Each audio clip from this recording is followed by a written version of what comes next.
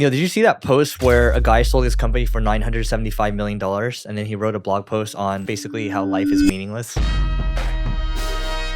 I haven't seen it, but I already know what he's gonna end up saying in it without even reading it. Okay. What do you think he's going to say? He has no more purpose in life because his company or her company was their identity and they don't know what to do next and they're bored. So they feel like they have nothing else. And So this is the founder of Loom. And here's the thing. So he had another earnout. He had an earnout portion where he could collect another $60 million. So Loom is the screen sharing software that you and I use. It's great. They sold to Atlassian. And Atlassian, publicly traded company. And he was just saying he tried everything. He tried just not doing anything for a while. He even tried working for Doge. So this is cool because you never hear about how Doge actually works. He's like, dude, I worked at Doge for 4 weeks and it was intense. Every day there's intense meetings and they're working on really crazy stuff. And he's like, I can't talk about it, but they're actually making a ton of progress. And it's the most competent people in the world and they're not getting paid a dime. Are you talking about Doge, the coin, or the government efficiency? The government efficiency, working for crazy. Doge, yeah.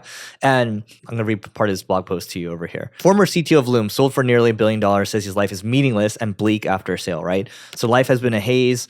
After selling my company, I find myself in a totally unrelatable position of not having to work again, to your point. Everything feels like a side quest, but not in an inspiring way. I don't have the same base desires driving me to make money or gain status. I have infinite freedom, yet I don't know what to do with it. And honestly, I'm not the most optimistic about life. So his whole thing is when he went to go work at Atlassian after selling, he's like, I work with a bunch of NPCs, non-player characters, right? A bunch of unmotivating people. And he was just saying, look, he wasn't even sure what to start next. And he tried traveling for a long time. That didn't help either. He tried relaxing. That didn't help either. And now what he's doing is after he's decided after a year or so that he's just not going to do anything and he's going to try to learn stuff around robotics and take it slowly instead of diving into the next thing. Huh. Does he have a family? I don't think so. And that this reads like he doesn't have a family. And you're a family man. I think you should speak to it because money was very much your purpose before, but not anymore. Still is. But not as much anymore. Not as much anymore. During the holiday, I got so bored. I started cleaning my home, picking up stuff from the ground, mopping. Yeah, dude, I was bored. I need something to do on a daily basis or I just go crazy. Yeah. Same. And I feel like no fulfillment if I just sit there and I don't do anything. Remember what we talked about? I mean, the phrase is if you put a motivated person into the forest, he's just going to pick up an axe or she is just going to start chopping wood. Yep. Right?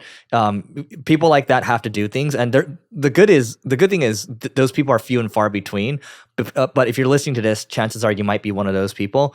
I just think I do, from all the stuff I read, generally the family does give you, I feel like, a greater sense of purpose. And I feel like once you had your family, I feel like you have a greater sense of purpose. I have a greater sense of purpose and I have more motivation to make money. You got more bills. that works too. But Neil's generally right too. I mean, it's you see these stories all the time that life feels meaningless after. This is why. LinkedIn ads are great, but let me give you the bad news first. The bad news is that you can't personalize the ads and you can't scale out the ads as quickly. The good news is if you're in the B2B space, you're doing account-based marketing, we have a solution for you called Carrot. That's Karrot. And the good news is that you can create a lot of these campaigns with the click of a button. You can personalize the ads, and there's a whole host of new things that are coming. If you want to get on the wait list, just go to carrot.ai. Again, it's carrot.ai, and we'll see you on the other side. When we talked on the phone a couple years ago, you talked about potentially, going through potentially selling. But then we came to the conclusion for both of us. It's like, well, what would you do after you sell? You kind of like what you're doing already, and why stop? And Mark Zuckerberg had this conversation a long time ago with Peter Thiel, when Peter Thiel's like, I think we should take the $1 billion.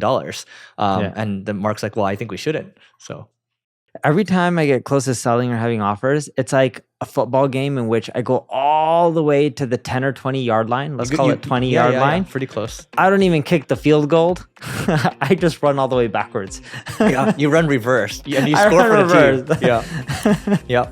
Goodbye, guys. That's it for today. Go to marketingschool.io/agency if you want to grow your agency faster. And we'll see you tomorrow.